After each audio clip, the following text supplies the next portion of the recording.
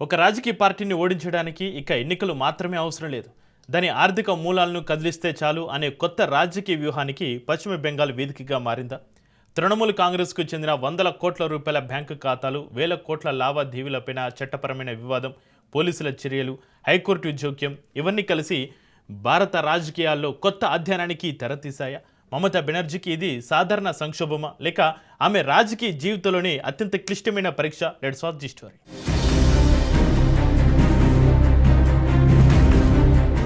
భారతీయ రాజకీయాల్లో ఇప్పటి వరకు మనం చూసిన అధికారం కోసం పోరాటం ఒక ఎత్తు అయితే, ఇప్పుడు మొదలవుతున్న ఆర్థిక యుద్ధం మరో ఎత్తు.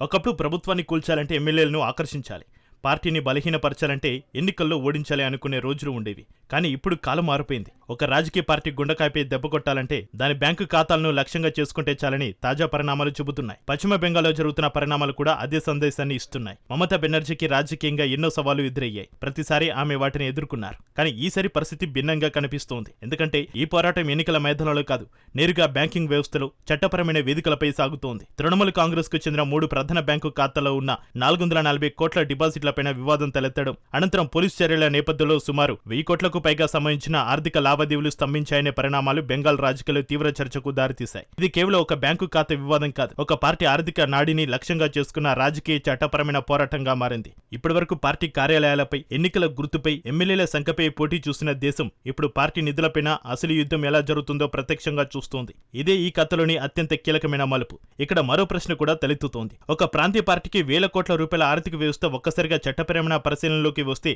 అది కేవలం ఆ పార్టీకే పరిమితం అవుతుందా, లేక దేశవ్యాప్తంగా అన్ని రాజకీయ పార్టీల ఆర్థిక నిర్వహణను ప్రభావితం చేసే కొత్త అధ్యయనానికి నాంది పలుకుతుందా? ఇదే ఇప్పుడు దేశ రాజకీయ వర్గాల్లో జరుగుతున్న అతిపెద్ద చర్చ. ఎందుకంటే ఇకపై రాజకీయ బలం అంటే కేవలం ప్రజా మద్దతు మాత్రమే కాదు, బ్యాంకు ఖాతాల పారదర్శకత, నిధుల చట్టబద్ధత, ప్రతి రూపాయి మూలాన్ని నిరూపించే సామర్థ్యం కూడా అంతే కీలకంగా మారుతోంది. బెంగాల్లో మొదలైన ఈ పరిణామం రాబోయే రోజుల్లో భారతీయ రాజకీయాల నిర్వచనాన్ని మార్చే శక్తి కలిగి ఉందనే విశ్లేషణలు వినిపిస్తున్నాయి.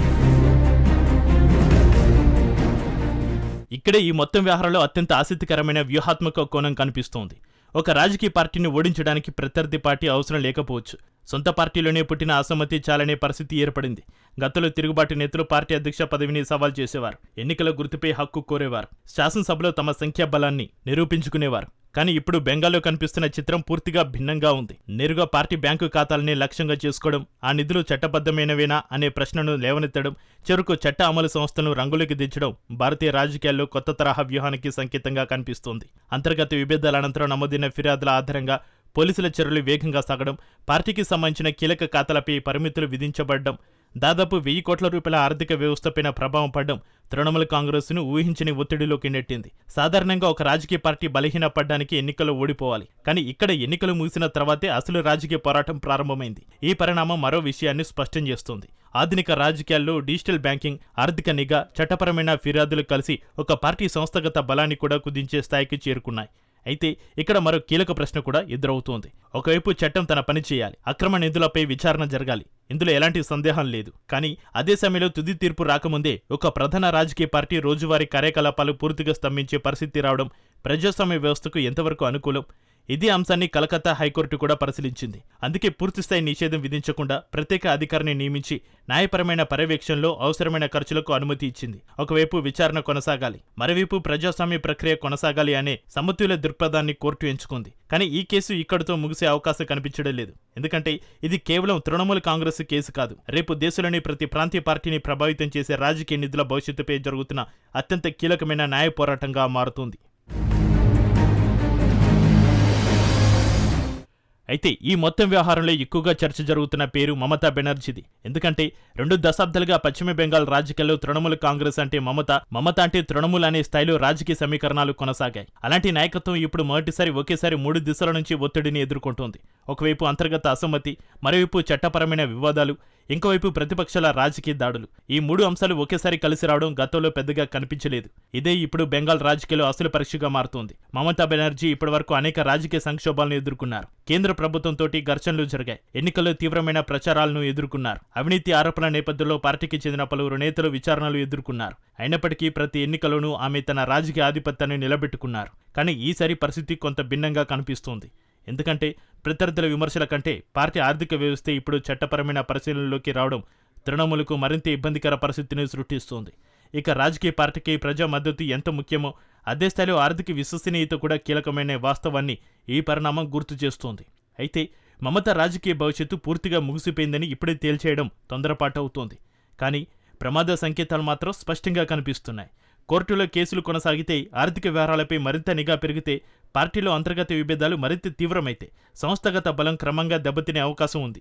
అదే సమయంలో బీజేపీ వంటి ప్రత్యర్థి పార్టీలు ఈ పరిస్థితిని రాజకీయంగా పూర్తిగా వినియోగించుకునే ప్రయత్నం చేస్తాయి. అందుకే రాబోయే నెలలు మమతా బెనర్జీకి కేవలం ఎన్నికల పరీక్ష కాదు, నాయకత్వ విశ్వసనీయత, పార్టీ ఐక్యత, ఆర్థిక పారదర్శకత, చట్టపరమైన పోరాటం అనే 4 రంగాల్లో ఒకేసారి జరిగే అత్యంత కీలకమైన పరీక్షగా మారబోతున్నాయని రాజకీయ విశ్లేషకులు అభిప్రాయపడుతున్నారు. ముగింపుగా చూస్తే పశ్చిమ బెంగాల్లో ప్రారంభమైన ఈ వివాదాన్ని కేవలం తృణమూల్ కాంగ్రెస్కే పరిమితమైన రాజకీయ సంక్షోభంగా చూడడం పెద్ద పొరపాటు అవుతుంది. ఎందుకంటే ఇది ఒక పార్టీ కథ కాదు, భారతీయ రాజకీయాల భవిష్యత్తు ఏ దిశగా పయనిస్తుందో చూపిస్తున్న కొత్త సంకేతం. ఒకప్పుడు ఎన్నికల్లో ఓడిపోవడం మాత్రమే రాజకీయ పరాజయంగా భావించేవారు.